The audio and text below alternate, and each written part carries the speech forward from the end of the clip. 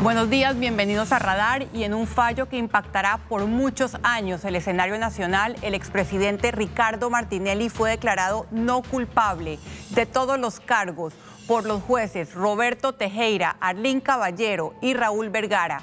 Hoy en Radar estamos en vivo y pretendemos ir más allá del análisis jurídico del fallo para entender si el mismo es una demostración más del colapso del sistema judicial, con las graves consecuencias que esto trae consigo. Doctor Ritter.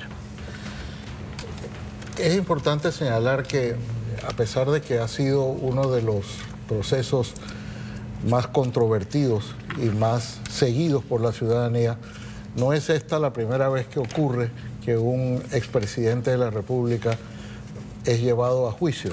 En realidad tenemos ya antecedentes históricos al menos. Lo que ocurre es que el último ocurrió hace más de 60 años, que fue el proceso que se le siguió al expresidente, en aquel momento José Ramón Guisado, por el asesinato del presidente en ejercicio en aquel momento, José Antonio Remón Cantera. Y anteriormente el expresidente Arnulfo Arias había sido llevado a juicio por extralimitación de funciones mientras ejercía el cargo. Esta vez al expresidente Ricardo Martinelli se le llevó a juicio por interceptaciones de comunicaciones y por peculado. Ese resultado fue durante toda la semana lleno de expectativas, estuvo lleno de expectativas. El día viernes, entre los chats y los amigos y hubo toda clase de casi de encuestas. Todo el mundo quería saber la opinión de otros sobre si esa tarde sería declarado culpable o no culpable el expresidente Ricardo Martinelli. De hecho, el fallo demoró un poco más de lo que debía y se había anunciado para las 5 de la tarde. Se produjo pasadas las 6 y con la natural explosiones de euforia por un lado, de indignación por la otra, porque este es un proceso que, como los anteriores, dicho sea de paso, los anteriores históricos, dividió por completo a la ciudadanía, y la ciudadanía sigue dividida sobre este fallo. Basta ver redes sociales, basta ver las opiniones. Hay quienes señalan que se ha hecho justicia, hay quienes señalan que ha sido un exabrupto, han dicho algunos, o que es la demostración de que la justicia en nuestro país está muy coja. De manera que, más allá del juicio, que por supuesto tendremos que ver las connotaciones y los pormenores o las razones por las cuales se llega o anuncian los jueces que se llega a esta conclusión, está también la perspectiva de qué sigue después de este fallo. ¿Qué es lo que le debe esperar, o de qué debe esperar la ciudadanía después de este fallo, una vez haya ya sido leída la sentencia que ocurrirá el 25 o el 26 de agosto? Se leerá la sentencia que, al menos en esta etapa, pone fin al proceso. Ya han anunciado recursos para tratar de anular esta decisión, pero en esta etapa del proceso se le pone fin el 25 o el 26 de agosto, cuando se lea la sentencia que los jueces profirieron el viernes en la tarde. Bueno, y les agradezco a todos los panelistas de estar aquí en vivo este domingo. Recuerde que usted puede escribirnos y vamos a leer sus opiniones sobre el fallo. Por este lado está Eduardo Ulloa, quien es abogado penalista. Bienvenido. Gracias. También Olga de Valdía, nos ha acompañado antes. Transparencia Internacional. Ernesto Cedeño, también abogado penalista. Julio Bermúdez, periodista, que hizo un análisis quizás no jurídico y más periodístico histórico del fallo, y Magali Castillo, abogada, y quien estuvo presente durante la mayor parte del juicio. Magali, empiezo con usted precisamente por eso. El sustento jurídico del fallo fueron los errores procesales. El fallo, de lo que entendemos los ciudadanos que no somos abogados, no entra a negar que hubo interceptaciones telefónicas ni que hubo violaciones a la privacidad de los ciudadanos, pero habla de la contaminación de las pruebas y de irregularidades en el proceso. ¿Cómo recibe usted ese fallo? Sí, muy buenos días. En el caso mío, cuando escucho la decisión del Tribunal de Juicio, lo primero que yo pienso es en las víctimas. En todas esas víctimas que yo escuché en el juicio, escuché sus testimonios de lo que sucedió, no solamente reconociendo sus correos, sus comunicaciones, sus fotos que fueron sacadas de sus equipos personales, de sus celulares o de sus computadoras. Pienso en esas víctimas, pero que no solamente hablaron sobre las intervenciones, sino que también hicieron referencia a todo lo que sucedió alrededor de esas intervenciones, donde ellas decían, por ejemplo, que al día siguiente de ella haber enviado el correo que fue intervenido, sus comunicaciones salían en los medios de comunicación y daban detalles sobre eso. Entonces pensé en esas víctimas, sentí una gran tristeza, una gran preocupación por nuestro sistema de justicia, porque el problema acá es que no es solamente pensar en si los jueces fallaron bien o mal, sino pensar en quiénes son esos jueces. Y aquí lo hemos dicho desde hace ya varios meses que hemos estado analizando, que hemos dado seguimiento a este caso. El problema es que tenemos a unos jueces que están administrando justicia, que no llegaron a esos cargos, a esos puestos, en virtud de un concurso, de un sistema de carrera. Y ese es el primer problema que tenemos. Hoy todas las dudas sobre si el fallo es bueno, sobre si el fallo es en derecho, sobre si se quedaron en la forma y no en el fondo, todo eso se agrava cuando nos damos cuenta que esos jueces no sabemos cómo llegaron a esos cargos. Y eso ya lo hemos dicho. Y ese es el problema. Y no solamente el caso del señor, de este caso, de Ricardo Martinelli, sino los últimos casos, el caso de Brecht. Igual, fallos del Tribunal Superior dictado por magistrados que están administrando justicia, pero que no llegaron a esos cargos de acuerdo a un sistema de carrera judicial. Entonces ya lo hemos dicho desde hace meses y años. Este país no puede seguir con el sistema de justicia que tiene. Nosotros necesitamos unir esfuerzos. Ojalá que el caso que acaba de pasar y el caso de Martinelli y el caso Odebrecht, que también tenemos que analizar qué es lo que pasó y qué es las consecuencias que eso va a tener. Tenemos que pensar en unir esfuerzos, o sea, colegio de abogados, universidades, periodistas, sociedad civil, sector privado, unir esfuerzos para que aquí no sigamos con esta barbaridad que tenemos de jueces que no deben estar administrando justicia, que están firmando fallos, pero que no deberían estar firmando fallos porque están allí violando la ley.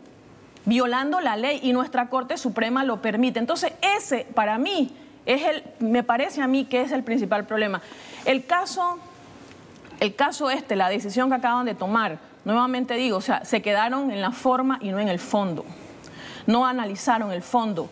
Y en el tema de la forma hay que tomar en cuenta, ciudadanos, que este no fue un caso sencillo.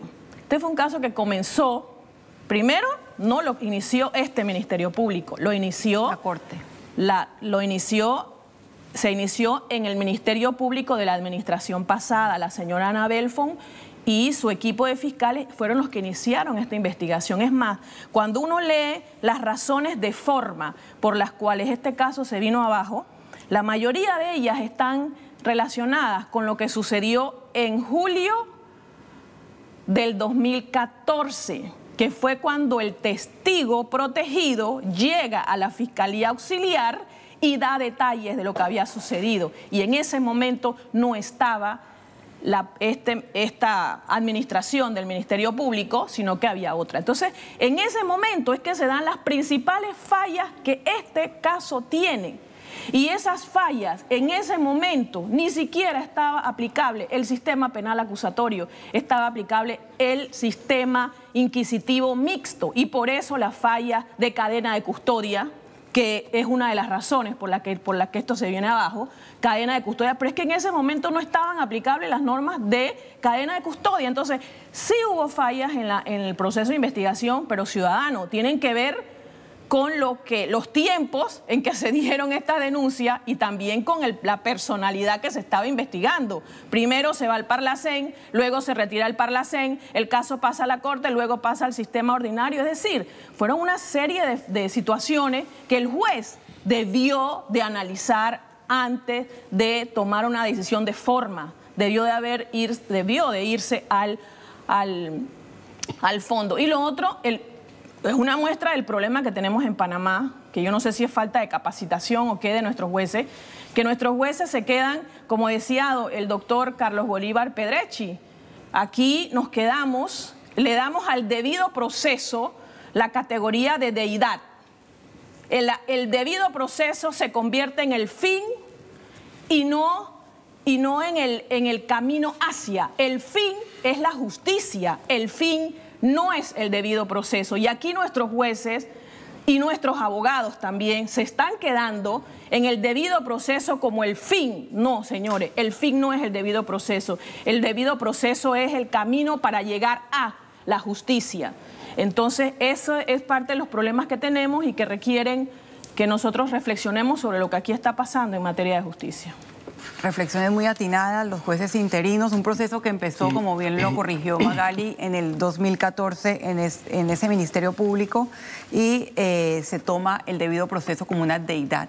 Eduardo Ulloa, me gustaría su visión del fallo. Sí, es indudable que este fallo, por las connotaciones que tiene, por las partes que tienen, por la persona que está siendo juzgada, genera mucha pasión dentro de nuestro país.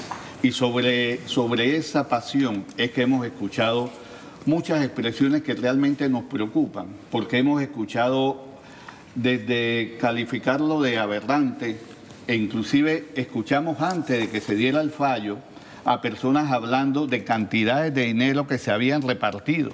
Escuchamos después del fallo a uno de los abogados querellantes decir que ellos a las 10 de la mañana sabían lo que venía el fallo y sabían por qué y que tenían pruebas por qué se había dado.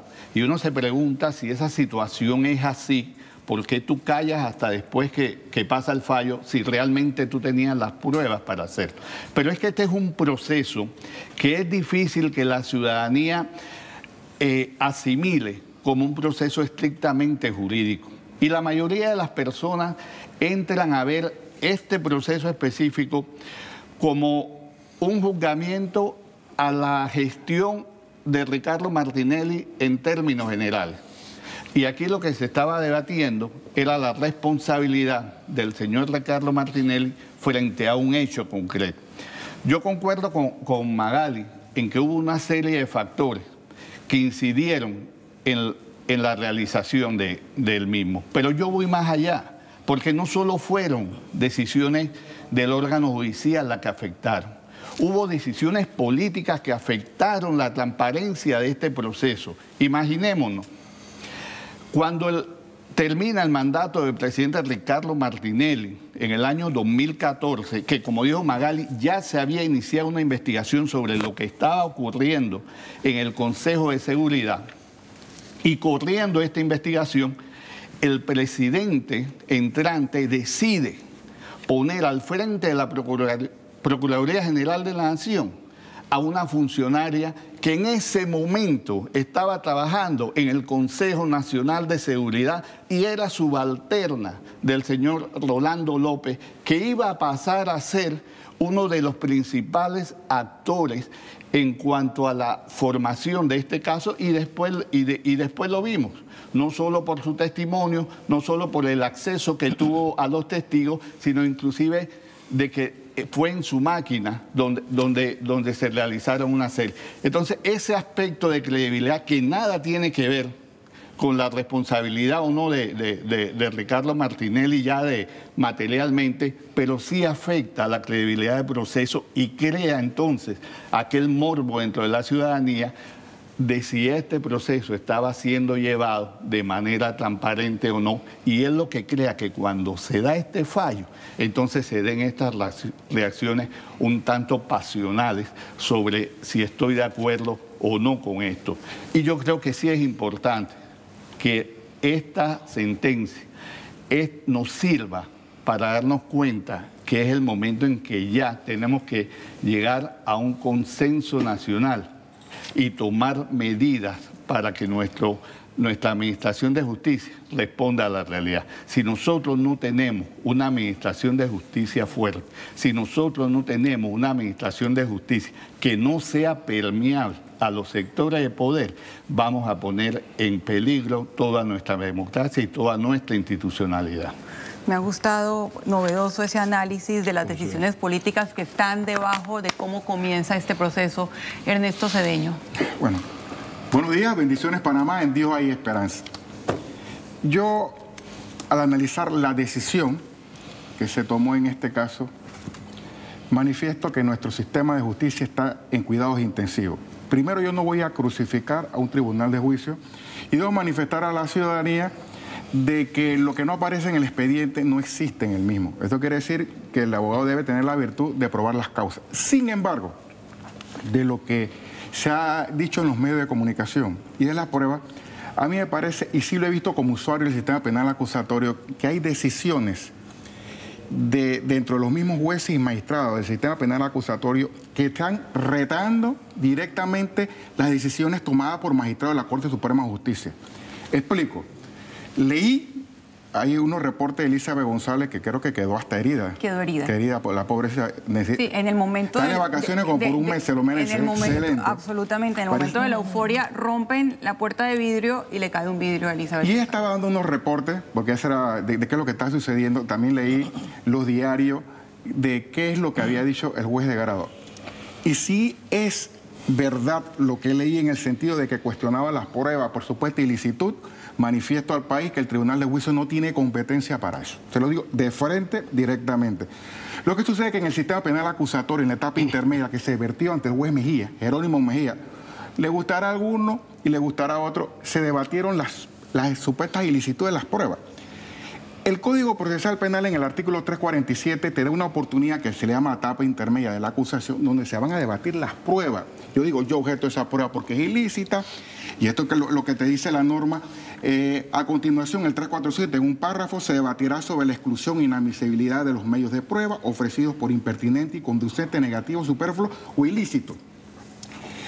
Todas las pruebas que se iban a practicar en el caso de Ricardo Martinelli, como en todos los casos en el sistema penal acusatorio, se levantan ante un juez de garantía. Eso se debatieron. La parte tiene la oportunidad de objetarla con recursos de reconsideración y apelación si es ilícita. Escúcheme, Panamá, estoy hablando lo que dice el Código Procesal Penal y lo que leí, que parece que algunos jueces del Tribunal de Juicio cuestionaban la ilicitud de una prueba porque dice que no estaba la defensa presentada. Si pasa la etapa intermedia, todas esas pruebas son válidas. Y en el Tribunal de Juicio lo que se va a practicar, y el Tribunal de Juicio debe convencerle o no las prácticas, es decir, estas pruebas que practicamos no tienen el perfil adecuado para quitar el estado de inocencia. Entonces, eso que yo leí, que el Tribunal de Juicio cuestionaba la supuesta ilicitud de algunas pruebas, no se compadece con lo que se dio en la etapa intermedia, avalada por un magistrado de la Corte y ratificada por la decisión del Pleno. La decisión del Pleno, que la tengo yo, de la Corte Suprema de Justicia, cuando se declinó competencia, hablando en español, Panamá, se cuestionó que el juez Jerónimo Mejía se arrogara la competencia de este caso porque era diputado por el señor Ricardo Martinelli. Presentaron una acción de amparo al Pleno de la Corte. El Pleno dijo, ¿sabe qué? Se equivocó, por decirle palabras más, palabras menos, en la instancia jurisdiccional. Ese caso debe ir al sistema penal acusatorio. Pero ¿qué dijo? Y te cito. Todo lo que hizo Mejía, y en este caso la validez de todas las pruebas se quedan incólume. Entonces, si aquí yo tengo la sentencia, si el Pleno de la Corte Suprema de Justicia, aquí yo tengo la decisión, decidió, declina competencia, pero todas las pruebas son válidas y se deben practicar, y lo dijo el Pleno de la Corte, ¿cómo un tribunal de juicio va a cuestionar la ilicitud supuesta de una prueba si fue la etapa para objetar una prueba en el sistema penal acusatorio en la etapa intermedia que se vertió con Jerónimo Mejía? Le guste a algunos, otros no. A eso fue en firme. Fue ratificada en la declinatoria de competencia. Y dice en esta declinatoria de competencia, no se ha ocasionado perjuicio a los intervinientes de conformidad con lo dispuesto en el 98 del Código Procesal Penal, o sea que no hay vicio de nulidad. Si el Pleno de la Corte Suprema de Justicia analizó el caso, falló en favor de la declinatoria competencia porque manifestó que no les dable a la Corte mantener el caso de Ricardo Martinelli porque es diputado del Paracén. No obstante, digo, todo lo que se hizo, todas las pruebas que aprobó Mejía, que tenían la defensa y lo querellante la oportunidad de cuestionarla, de objetarla, de recurrirla, no se hizo. Y si se hizo, quedaron en firme, no les dable al tribunal de juicio cuestionar la ilicitud de esa prueba desde el punto de vista procesal. Primero, el fallo entra en conflicto por una decisión, con la decisión de la Corte de que las pruebas eran... Por eso yo planteo, y no es el primer caso, yo he tenido casos, por ejemplo, en estos días tuvo, en otro caso que no es Martinelli, porque yo no soy abogado de él, presenté una acción de habeas corpus, como dice el Código Procesal Penal del Tribunal de Apelaciones, y decían, no somos competentes porque conocimos la medida cautelar, es el Pleno. Fue al Pleno y el Pleno dice, ya le hemos dicho 3 veces que esa es competencia de ustedes. Lo que pasa es que hay una resistencia, a mi juicio, y lo he visto en otros casos, de los actores del sistema penal acusatorio, de decisiones que toma la Corte, ya sea en sala penal, como juez de garantía, y eso afecta al sistema. Entonces, del caso, y podría hablar de muchos aspectos, contradicciones de los mismos magistrados en el caso de Martinelli, de los jueces, pero el que queda afectado es el sistema de justicia. No soporta nuestro sistema de justicia una evaluación ISO de calidad, ni a los magistrados, ni a los jueces, ni del Ministerio Público. A mi juicio que no ha estado a la altura de circunstancias en este caso y en otro. Y finalmente, para darle la oportunidad a lo que falta... Y tenemos que irnos al cambio. Sí, ese es el problema cuando tú invitas a un abogado y el abogado empieza a hablar... Tengo varios abogados. Ese es el problema, como, no sé si es bendición o maldición gitana, pero lo importante es, el sistema de justicia ha colapsado, está en ciudad en sentido, y ojalá sirva la decisión de este caso, como las otras que se han venido, como efecto dominó cayendo, para que reflexionemos y hagamos un cambio por beneficio de los asociados patrios. Colapso del sistema de justicia, dio varios ejemplos y contradicciones en el fallo. Nos vamos al primer cambio. Recuerde que estamos en vivo en Radar y que usted puede opinar por medio de Twitter qué opina del fallo que declaró no culpable a Ricardo Martinelli.